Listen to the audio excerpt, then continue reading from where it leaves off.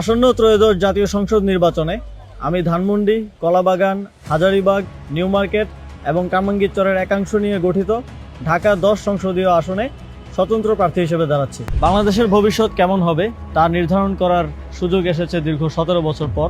নতুন বাংলাদেশ বিনির্মাণ স্বপ্নের বাস্তবায়ন কঠিন, তবে অসম্ভব নয়। যুগ যুগ ধরে চলে আসা বিভাজনের রাজনীতি নয়, প্রতিটি নাগরিকের জন্য জনকল্যাণমুখী রাষ্ট্র প্রতিষ্ঠা, নতুন সামাজিক, রাজনৈতিক ও জিওপলিটিক্যাল বন্দোবস্তের বাস্তবায়ন জরুরি।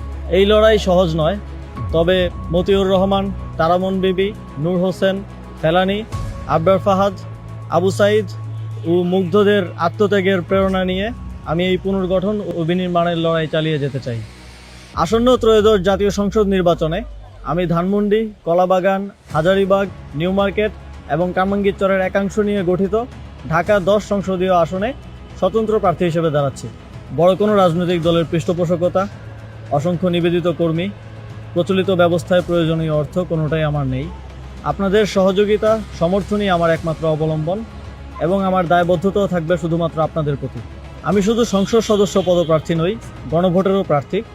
এতগুলো প্রাণের বিনিময়ে দেশ সংস্কারের যে সুযোগ এসেছে তা বাস্তবায়নে গণভোটে হ্যাঁ ভোট দিন।